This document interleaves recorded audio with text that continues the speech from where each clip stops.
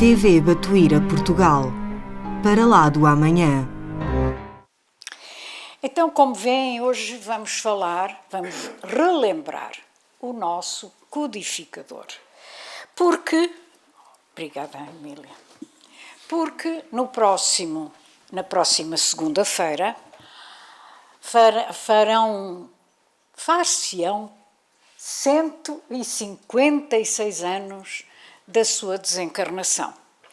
E nós não podíamos de maneira nenhuma deixar de festejar, digamos assim, a sua desencarnação, porque, ao contrário daquilo que todos nós pensamos e fazemos, a desencarnação é que deve ser uma festa para todos nós e que devia ser festejada como aquilo que é a nossa saída da prisão de carne que nos envolve a todos para irmos para a nossa verdadeira vida.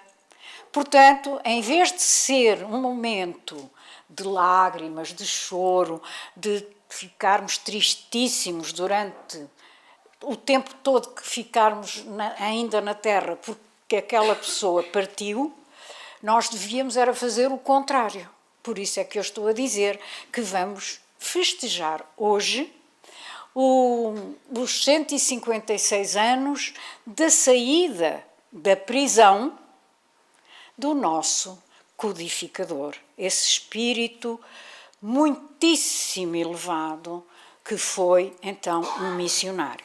Porque, efetivamente, para que o espiritismo aparecesse na Terra, era preciso um missionário, um ser extraordinário sob a nossa ótica, claro, ainda muito pequenina, mas era preciso ser realmente um ser já extremamente iluminado, ou seja, extremamente evoluído, como era o seu caso. O espiritismo apareceu quando Jesus achou que tinha chegado o momento. E era realmente o momento, porque naquele século estava-se a processar melhor umas grandes mudanças no pensamento humano, principalmente até nessa compreensão das relações entre o mundo físico e o mundo espiritual. E como a França era considerada também no século XIX o centro da cultura ocidental, foi por isso que Jesus escolheu esse país, não foi por outro motivo. E foi então como se fosse uma catapulta para uma nova era, para a humanidade, não é? E então foi assim que nasceu, no dia 3 de outubro de 1804, na cidade de Lyon, França, o missionário que veio organizar na Terra a terceira revelação, tal como nos é ensinado pela doutrina espírita.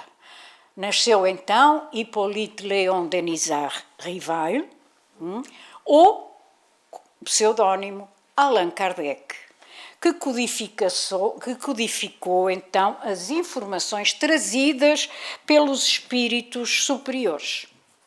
E em 1854, Allan Kardec então foi informado por dois amigos diferentes, o Sr. Fortier e o Sr. Carlotti, que estava a dar um fenómeno muito insólito nos salões parisienses, que era as mesas de pé de galo, portanto de 3 pés, as mesas que começavam a girar sozinhas, sobre si próprias, sem que ninguém lhes fizesse absolutamente nada.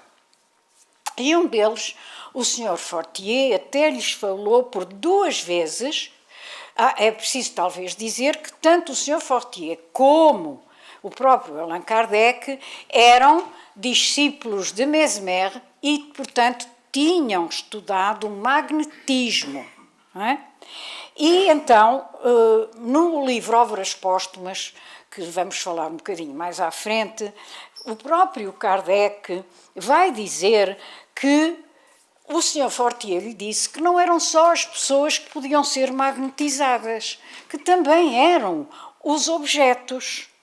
E ele ficou realmente muito cético, porque uma das qualidades de Kardec era ser profundamente racional.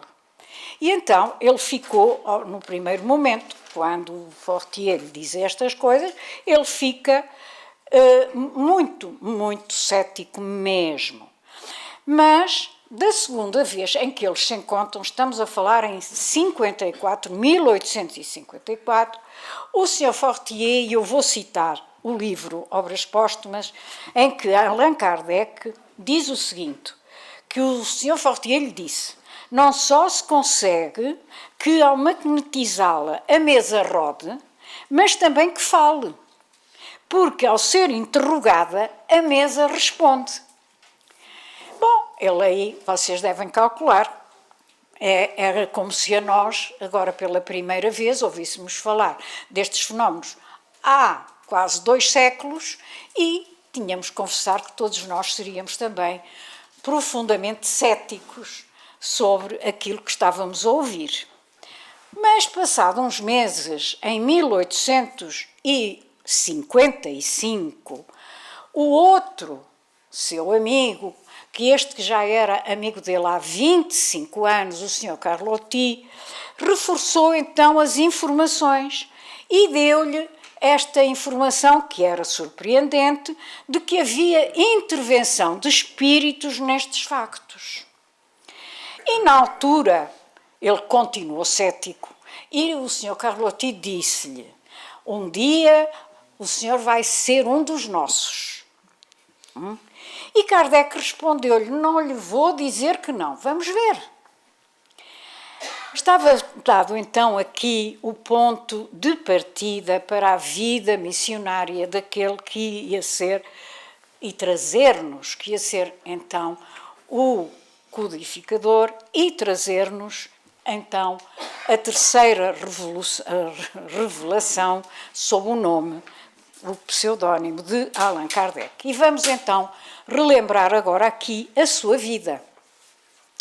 Então, ele nasceu Hippolyte Léon Denisard Rivail, em Lyon, em 3 de outubro de 1804, como eu já disse, numa família de juízes e advogados da parte do pai e de matemáticos, teólogos e escritores da parte da mãe. E era então a época de Napoleão Bonaparte.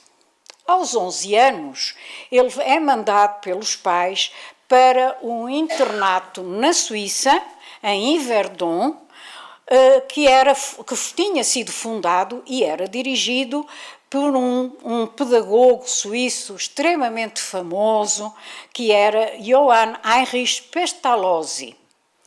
E ele foi um dos melhores alunos desse instituto, chegando até a substituir o próprio Pestalozzi a dirigir algumas das aulas do instituto, do internato, aquilo era um internato. E aos 18 anos é quando ele já está formado em bacharel em ciências e em letras, mas o internato fechou. E Rivail vai nessa altura para Paris, mas temos que dizer que a influência de Pestalozzi, esse grande pedagogo suíço, inspirou-o toda a vida. E então ele começa a sua carreira então como professor em Paris. Em 1824, tinha portanto 20 anos, ele publica logo 2 livros. Aritmética do primeiro grau e Curso teórico e prático de aritmética segundo o método de Pestalozzi, que era composto por 2 volumes. Um ano mais tarde, em 1825, ele publica outro livro, escola do primeiro grau. Mas ele não ficou só por aqui. Ele publicou também vários livros sobre a língua francesa, física, fisiologia e astronomia. E todos estes livros tiveram uma boa aceitação por parte do público francês, claro, sendo que alguns até foram adotados pela própria universidade, pela Sorbonne, o que atesta o seu grande valor, não é? Com 27 anos de idade, em 1831, ele publica um livro extremamente importante, que foi a Gramática Francesa Clássica.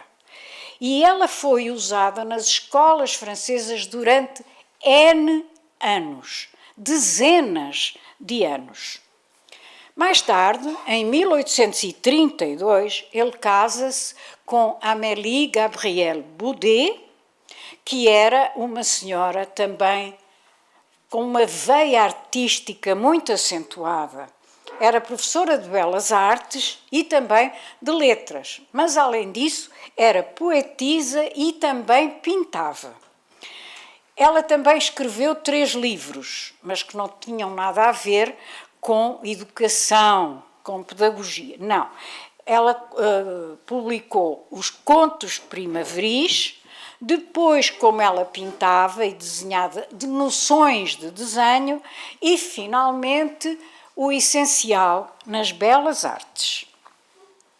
Em 1835, juntamente com Amélie, a sua mulher, eles fundam o Instituto Educacional Técnico, onde dava cursos de química, física, astronomia e anatomia comparada. Mas, infelizmente, 5 anos depois, em 1840, ele passou por grandes dificuldades financeiras devido a 2 golpes financeiros seguidos. Um provocado por um tio, que era um jogador inveterado e que era quem lhe tinha dado o dinheiro, a maior parte do dinheiro, para ele poder abrir o instituto, e o outro era de um amigo negociante, que também lhe tinha dado dinheiro precisamente para a abertura do instituto, e que um e outro foram à falência.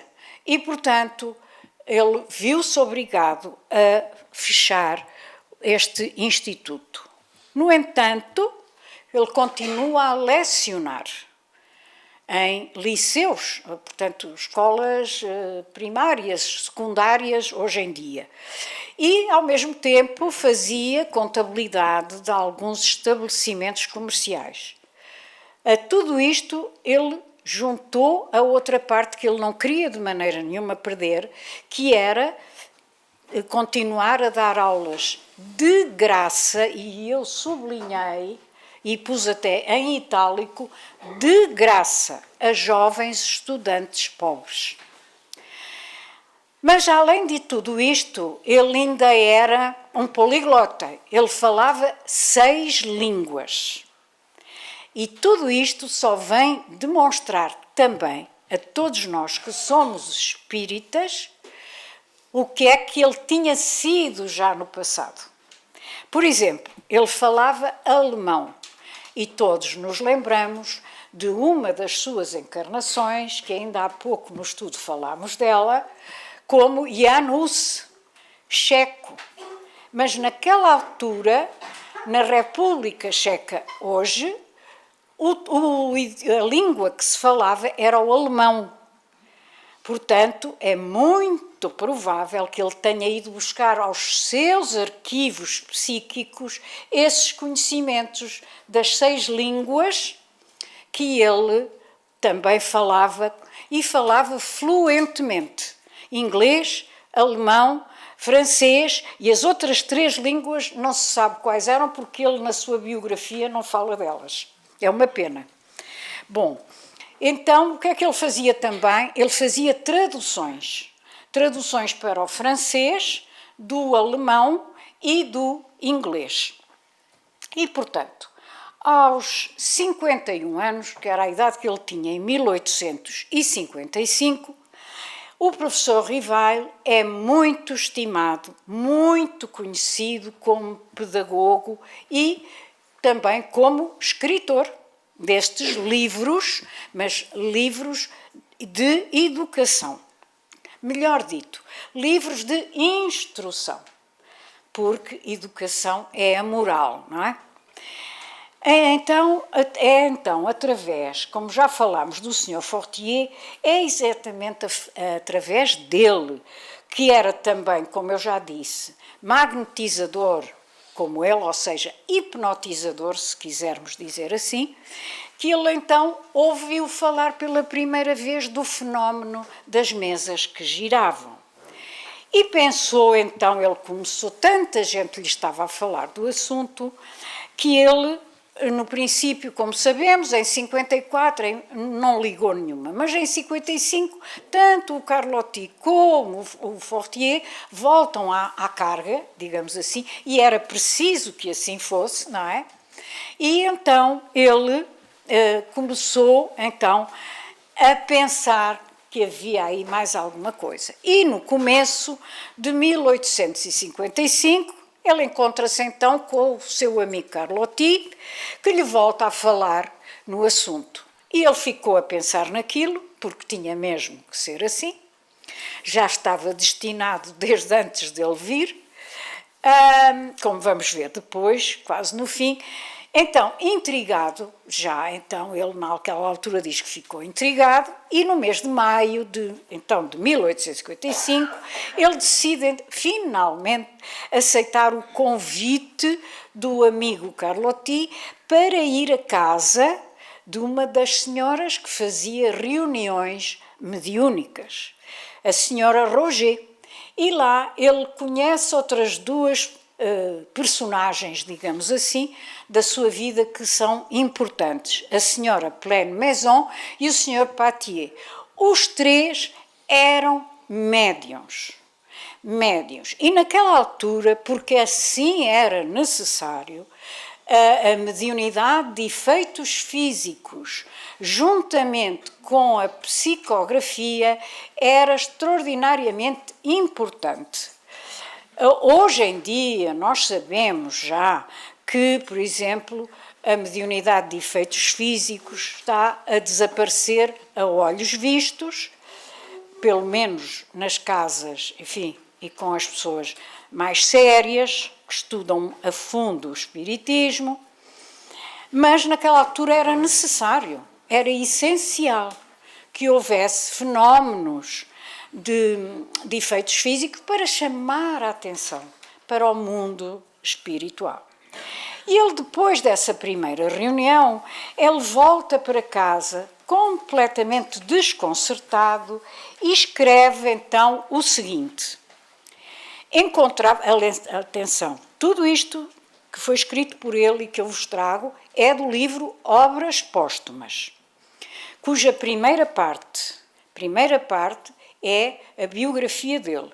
A segunda parte é um conjunto de documentos, digamos assim, esparsos, que ele tinha em casa quando desencarnou, que não tinham sido publicados em lado nenhum, e que a viúva, a Amélie, deu autorização para que fossem reunidos, então, num livro que foi este, Obras Póstumas, que saiu alguns anos depois, 21 anos depois dele ter desencarnado, em 1890, como vamos ver.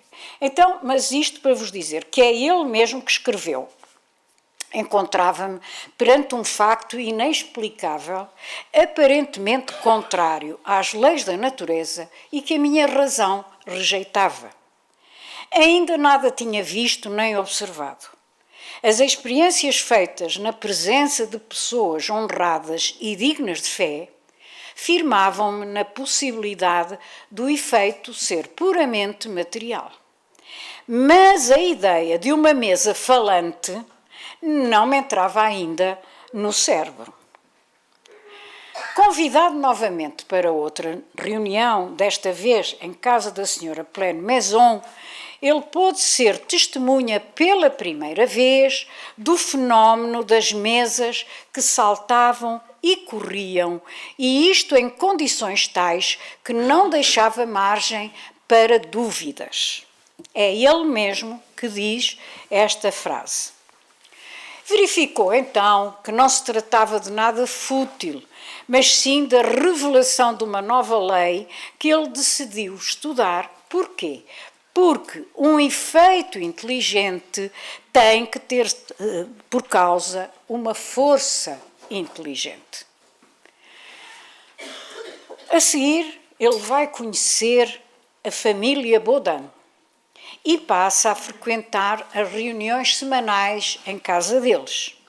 E as médiuns eram as duas filhas desse casal.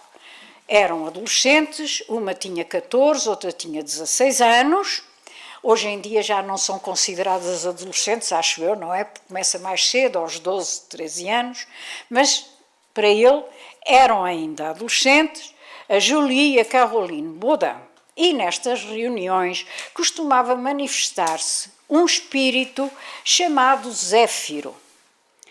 E ele então é através do Zéfiro, desse espírito, que ele sabe que ele tinha sido um sacerdote druida na Gália, que era a antiga França, não é?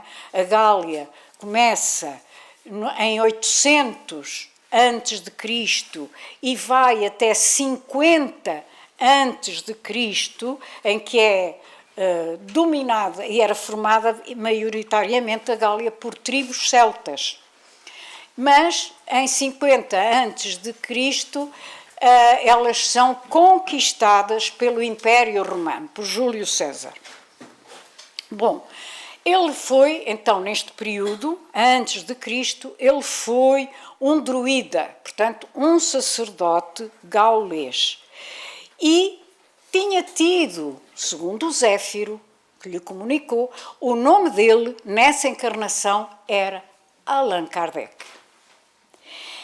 E ele, o Zéfiro também, vai-lhe dizer que ele estava na Terra, novamente, para cumprir uma missão muito importante em termos espirituais.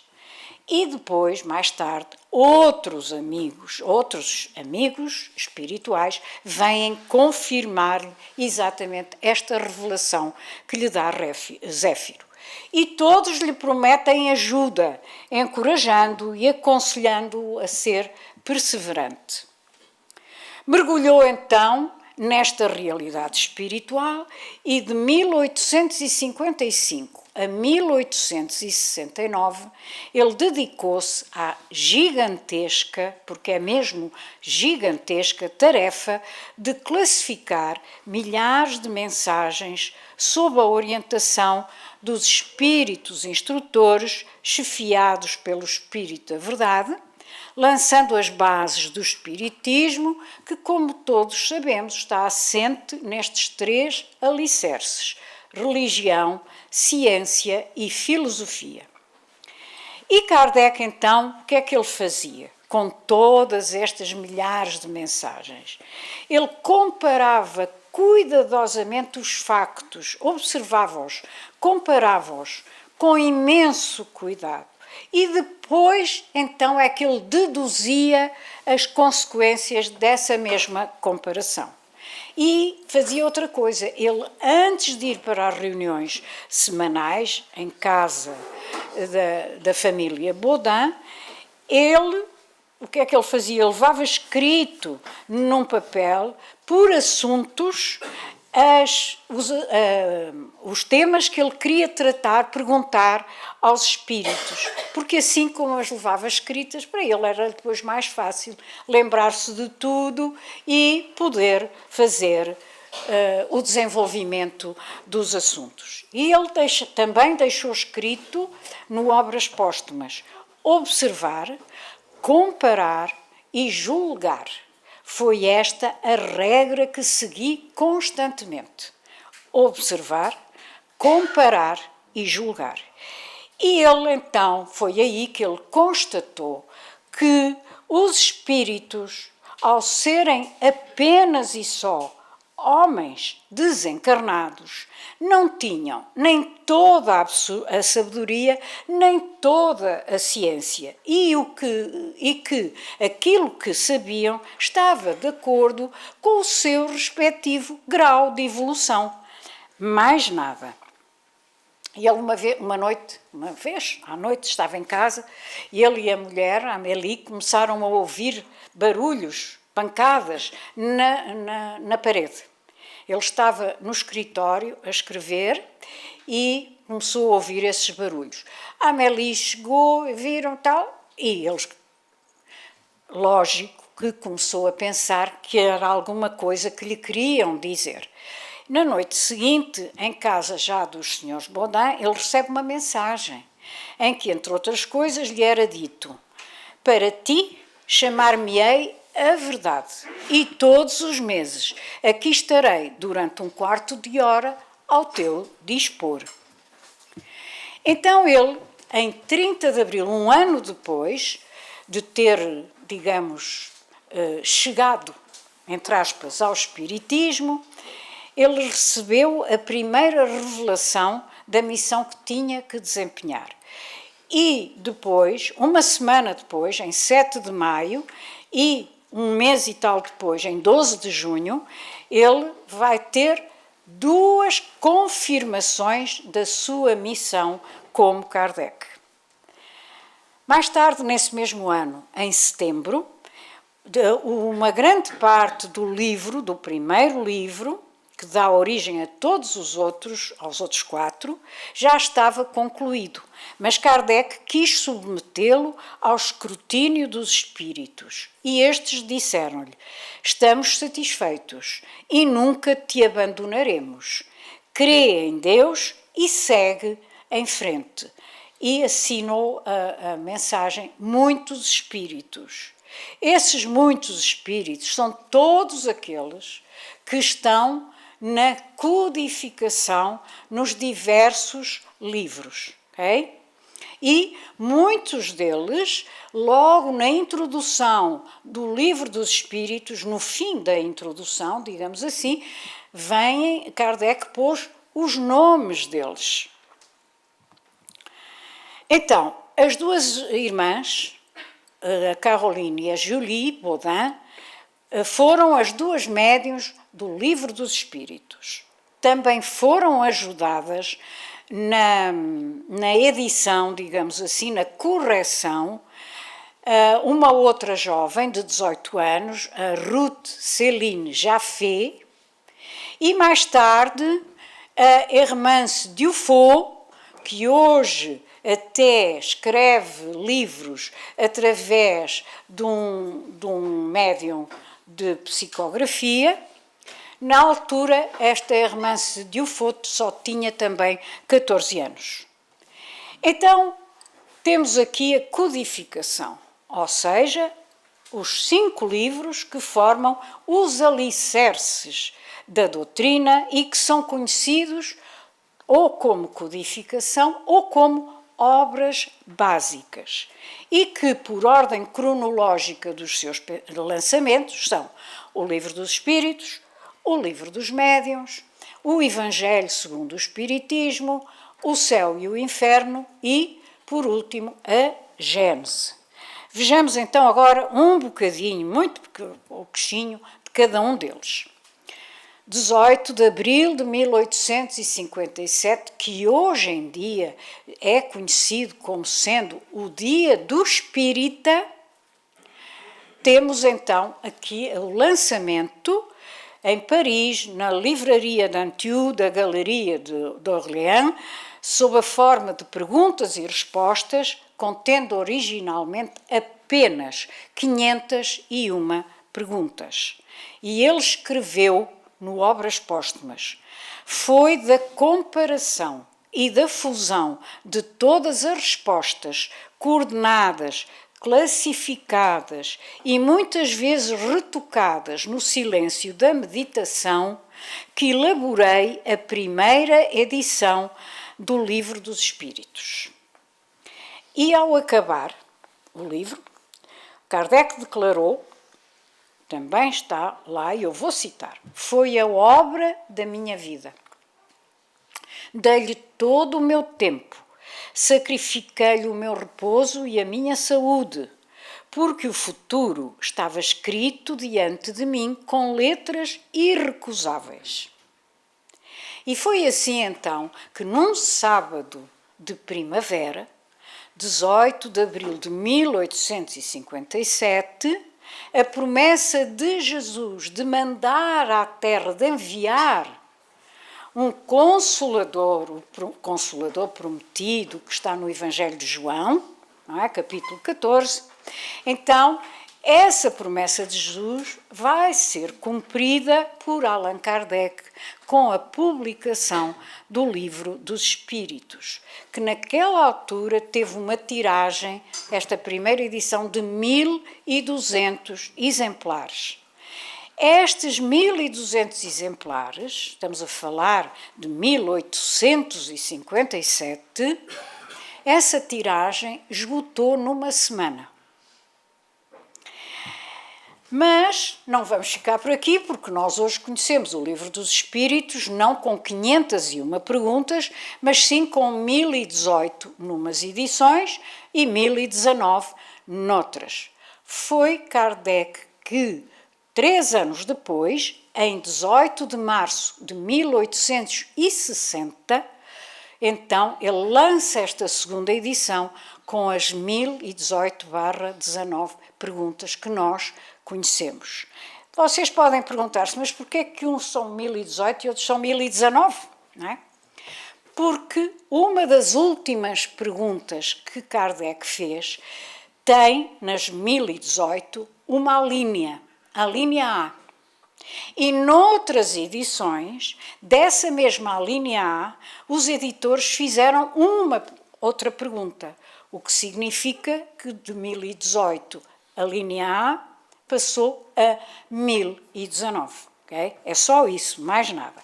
Não é que haja perguntas a mais. Não, é que uma delas foi posta em duas diferentes.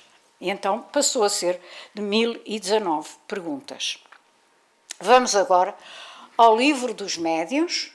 Nasceu e deu à luz, foi publicado em 15 de janeiro de 1861. Portanto, um ano depois dele ter lançado a segunda edição e definitiva do Livro dos Espíritos. E nós já sabemos que trata então da parte experimental, isto é, da parte científica do Espiritismo.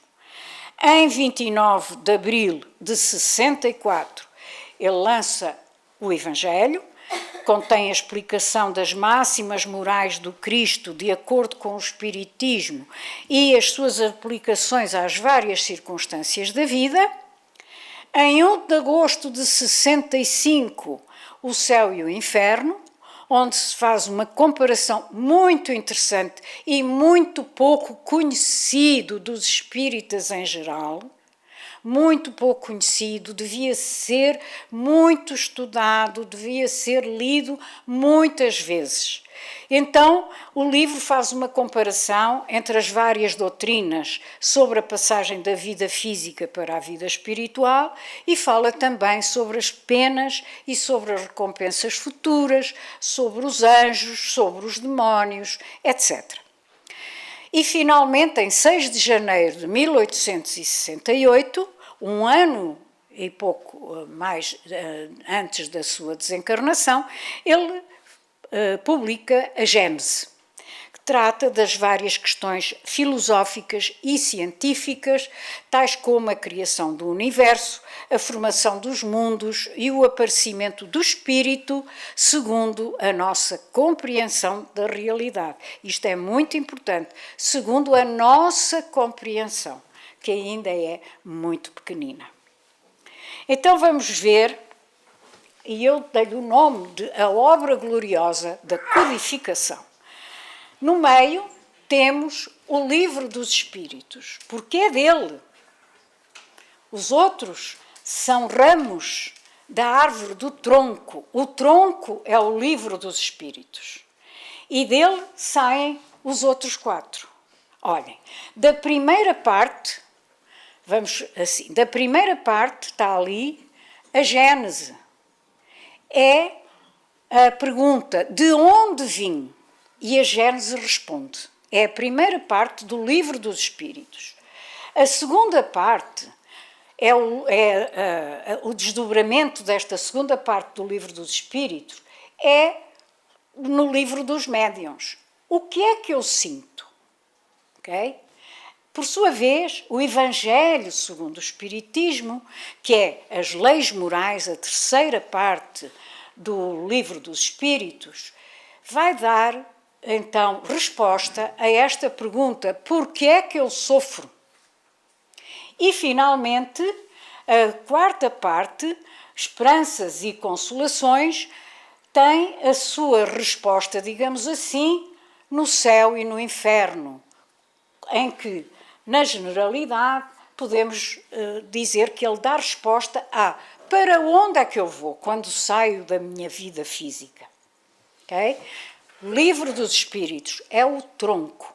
Os outros 4 são ramos desse mesmo tronco. O livro dos Espíritos é a parte filosófica. A parte moral, e é a mais importante, é o Evangelho segundo o Espiritismo, e o fenómeno, a parte científica, ficou então para o livro dos médiuns. Mas Kardec percebeu que era preciso também, além disso, de criar um meio de comunicação onde fosse possível os vários grupos trocarem informações, instruírem-se e até terem respostas para as suas dúvidas. E por isso ele vai fundar a Revista Espírita, com 12 volumes, lançamento que teve lugar no dia 1 de janeiro de 1858, que contém 1453 artigos doutrinários, que a maior parte são desconhecidos dos espíritas. E, no entanto, são mais de 125 artigos publicados por ano. Isto em 1 de janeiro de 58. Mas 3 meses depois, em 1 de abril do mesmo 58, é a vez dele fundar o quê? O nosso primeiro centro espírita, que é a Sociedade Parisiense de Estudos Espíritas, que está situada ali, onde está, lá em cima a fotografia, que era a Galeria Valois, no Palais Royal, também tudo isto em Paris. Então, as obras básicas ou a codificação têm a função de quê? De serem os alicerces, as bases, não é? Da rocha sólida que é a doutrina espírita. E Kardec, também no Obras Póstumas, disse que a obra só se iniciava, não estava acabada. E ficou pronta logo a seguir, quando ele veio na sua seguinte encarnação como Chico Xavier. E aí ele veio fechar este ciclo. E é ele próprio quem o diz no livro que temos estado a citar, no Obras Póstumas, numa mensagem do Espírito da Verdade que foi recebida através de uma médium chamada Senhora Schmidt, no dia 10 de junho de 1860, que ele intitulou A Minha Volta e que no fim diz assim: não permanecerás longo tempo entre nós, no espaço. Terás que voltar à Terra para concluir a tua missão, que não podes terminar nesta existência. Se fosse possível, não sairias daí, mas é preciso que se cumpra a lei da natureza. Ausentar-te-ás por alguns anos e, quando voltares, será em condições que te permitam trabalhar desde cedo. E ele vai fazer, depois desta mensagem do Espírito da Verdade, ele vai fazer esta nota. calculando aproximadamente a duração dos trabalhos que ainda tenho de fazer e tendo em conta o tempo da minha ausência e os anos da infância e juventude até à idade em que um homem pode desempenhar um papel no mundo, a minha volta deverá ser forçosamente no fim deste século ou no princípio do outro. E, efetivamente, assim foi, não é? Porque a 2 de abril de 1910 ele volta a reencarnar, agora como Chico Xavier. Então Kardec desencarnou em Paris em 31 de março de 1869, com 64 anos e devido a um aneurisma cerebral. Os seus restos mortais, penso que todos nós mais ou menos sabemos isto, já lá fomos alguns, estão no cemitério Père Lachaise, em Paris. Contudo, só como curiosidade, dizer-vos que não foi aí que ele foi enterrado pela primeira vez. No dia 1 de abril de 1869, ele é enterrado no cemitério de Montmartre, também em Paris. Só um ano depois, entretanto, os seus amigos fizeram este monumento e um ano depois é feita a trasladação dele do cemitério de Montmartre para o Père Lachaise, então também em Paris. E aqui vem aquilo que vos disse ao princípio, com a autorização da sua viúva, os amigos reuniram as suas notas e textos inéditos num livro lançado em 1890 chamado Obras Póstumas. E é muito importante para todos nós a inscrição na frontaria do Dolmen, que recorda então também a sua existência de druida com o nome de Allan Kardec, e que sintetiza muito bem o conceito evolucionista do espiritismo, que é, como todos sabemos, nascer, viver, morrer, renascer outra vez e progredir sempre. Esta é a lei. E o benfeitor Emmanuel afirmou um dia neste livro Opinião Espírita, capítulo 60, após 19 séculos de teologia arbitrária, não chegaríamos a compreender o Evangelho, nem Jesus Cristo, sem Allan Kardec. E o Espírito da Verdade também lhe disse: a missão dos reformadores, como ele foi, está cheia de escolhos e de perigos, e previno-te que a tua missão é rude, porque se trata de agitar e de transformar o mundo inteiro. E vamos agora ver a elevação deste espírito que eu vos falei logo no início, que nos é apresentada pelo espírito Irmão X, que foi Humberto de Campos, no capítulo 28 do livro Cartas e Crónicas, com o título Kardec e Napoleão. É muito grande a mensagem, trago-vos um extrato, mas é o extrato que é mais importante para nós neste momento, hoje. E a certa altura o irmão X vai dizer o seguinte: no concerto das brilhantes delegações que ali formavam, com toda a sua fulguração representativa, surgiam espíritos de velhos batalhadores do progresso que voltariam à liça carnal ou que a seguiriam de perto para o combate à ignorância e à miséria na laboriosa preparação da nova era de fraternidade e da luz. No deslumbrante espetáculo da espiritualidade superior, com a refulgência das suas almas, achavam-se Sócrates, Platão, Aristóteles, Apolónio de Tiana, Orígenes, Hipócrates, Santo Agostinho, Fénelon, Giordano Bruno, Tomás de Aquino, São Luís de França, Vicente de Paulo, Joana d'Arc, Teresa d'Ávila, Catarina de Siena. Eu tirei alguns porque eram muitos. Cristóvão Colombo, Gutenberg, Galileu, Pascal, Swedenborg e Dante Alighieri, para mencionar apenas alguns heróis e paladinos da renovação terrestre.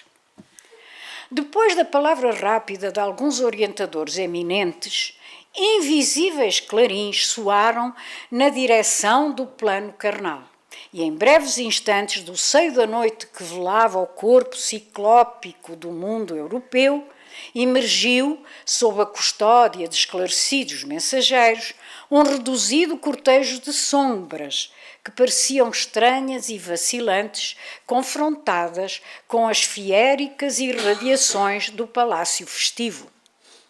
Era um grupo de almas ainda encarnadas que, constrangidos pela organização celeste, remontavam à vida espiritual para a reafirmação de compromissos. À frente vinha Napoleão, e o vencedor de Rivoli ocupou radiosa poltrona que de antemão lhe fora preparada. Os clarins ressoaram de modo diverso, como se pusessem a voar para os cimos no rumo do imenso infinito. Imediatamente, uma estrada de luz, à maneira de ponte levadiça, projetou-se do céu, ligando-se ao castelo prodigioso, dando passagem a inúmeras estrelas resplandecentes. Alcançando o solo delicado, contudo, esses astros transformavam-se em seres humanos nimbados de claridade celestial. Dentre todos, no entanto, um deles avultava em superioridade e beleza. Fui eu que sublinhei. Tiara rutilante brilhava-lhe na cabeça, como que a aureolar-lhe de bênçãos o olhar magnânimo, cheio de atração e doçura. Na destra, guardava um cetro dourado a recamar-se de sublimes cintilações. Músicos invisíveis, através dos zéfiros que passavam apressados, prorromperam num cântico de ossanas sem palavras articuladas. A multidão mostrou profunda reverência, ajoelhando-se muitos dos sábios e guerreiros, artistas e pensadores, em sinal de respeito. Foi então que o grande corso, Napoleão, se pôs em lágrimas e, levantando-se, avançou com dificuldade na direção do mensageiro que trazia o báculo de ouro, postando-se genuflexo diante dele. O celeste emissário, sorrindo com naturalidade, ergueu-o e procurava abraçá-lo, quando o céu pareceu abrir-se diante de todos e uma voz, enérgica e doce, exclamou para Napoleão, que parecia eletrizado de vapor e júbilo ao mesmo tempo: Irmão e amigo, ouve a verdade que te fala em meu espírito. Eis-te à frente do apóstolo da fé, que, sob a égide do Cristo, descerrará para a terra atormentada um novo ciclo de conhecimento. César ontem e hoje orientador, rende o culto da tua veneração ante o pontífice da luz. Renova perante o Evangelho o compromisso de auxiliar-lhe a obra renascente. E cânticos de alegria e esperança anunciaram nos céus a chegada do século XIX, e enquanto o Espírito da Verdade, seguido por várias coortes resplandecentes, voltava para o alto, a inolvidável Assembleia dissolvia-se. O apóstolo, que seria Allan Kardec, sustentando Napoleão nos braços, aconchegou-o de encontro ao peito e acompanhou-o bondosamente até religá-lo ao corpo de carne no próprio leito. E em 3 de outubro de 1804, o mensageiro da renovação renascia num abençoado lar de Lyon, mas Napoleão, assim que se viu desembaraçado da influência benéfica e protetora do espírito de Allan Kardec e dos seus cooperadores, que retornavam pouco a pouco à integração na carne, confiantes e otimistas, engalanou-se com a púrpura do mando e, embriagado de poder, proclamou-se imperador. Contudo, convertendo celestes concessões em aventuras sanguinolentas, foi apressadamente situado por determinação do alto na solidão curativa de Santa Helena, onde esperou a morte. E Allan Kardec, apagando a própria grandeza na humildade de um mestre-escola, muitas vezes atormentado e desiludido como simples homem do povo, deu integral cumprimento à divina missão que trazia à Terra, inaugurando a era espírita cristã, que gradativamente será considerada em todos os quadrantes do orbe como a sublime renascença da luz para o mundo inteiro. E vamos terminar, eu sei que está na hora, mas temos que acabar. Emmanuel, no livro Trevo de Ideias, na mensagem intitulada Jesus e Kardec, faz então uma comparação entre as palavras de Jesus e aquilo que disse Allan Kardec. Vamos lá ver. Diz assim: ante a revelação divina, assevera Jesus: eu não vim destruir a lei. E reafirma Allan Kardec: também o Espiritismo diz: não venho destruir a lei cristã, mas dar-lhe execução. Perante a grandeza da vida, exclama o Divino Mestre: há muitas moradas na casa do meu Pai.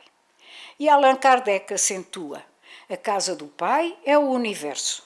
As diferentes moradas são os mundos que circulam no espaço infinito e que oferecem aos espíritos que neles reencarnam moradas correspondentes ao adiantamento que lhes é próprio.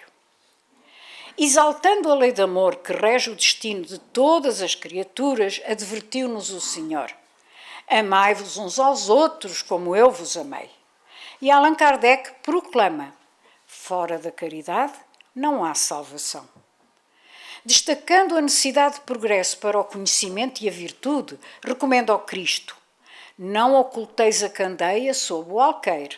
E Allan Kardec acrescenta: para ser proveitosa, a fé tem que ser ativa, não deve entorpecer-se. Encarecendo o imperativo do esforço próprio, sentencia o Senhor: buscai e achareis. E Allan Kardec dispõe: ajuda-te a ti mesmo, que o céu te ajudará. Salientando o impositivo da educação, disse o excelso orientador: sede perfeitos, como é perfeito o vosso Pai Celestial. E Allan Kardec adiciona: reconhece o verdadeiro espírita pela sua transformação moral e pelos esforços que emprega para domar as inclinações infelizes. Louvando a responsabilidade, ponderou o Senhor: muito se pedirá a quem muito recebeu. E Allan Kardec conclui: aos espíritas muito será pedido, porque muito receberam. Exaltando a filosofia da evolução através das existências numerosas que nos aperfeiçoam o ser na reencarnação necessária, esclarece o excelso instrutor: ninguém poderá ver o reino de Deus se não nascer de novo.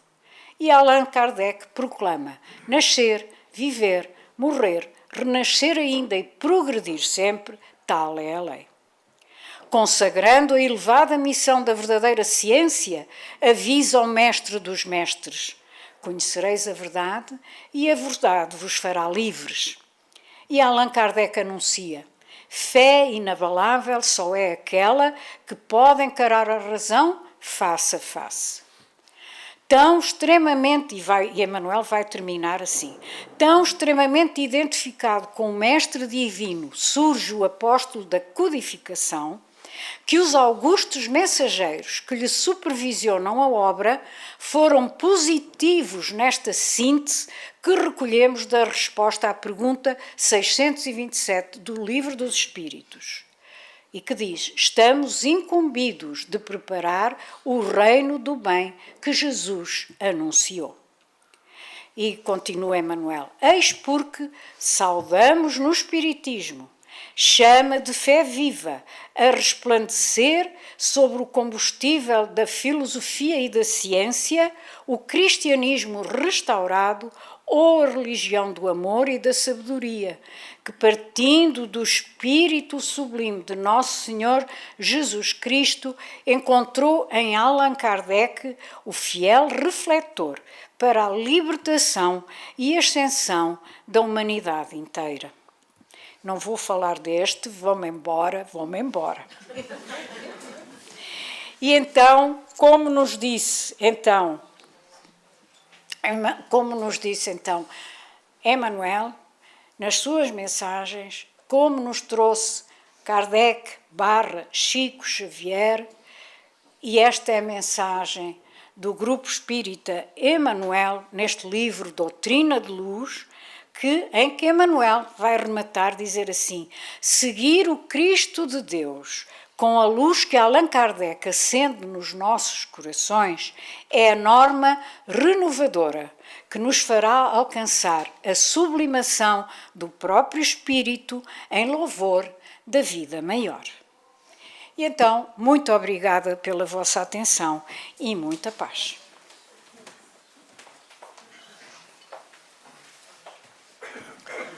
Então, boa tarde a todos e vamos ao encerramento deste encontro com essas sublimes informações.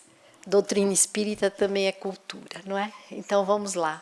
Vamos encerrar com a prece, como sempre fazemos, pois, para além de bebermos nesta fonte fecunda, divina, esse manancial de conhecimento, vamos com os nossos corações unidos e os nossos pensamentos indo ao encontro de nosso Senhor Jesus.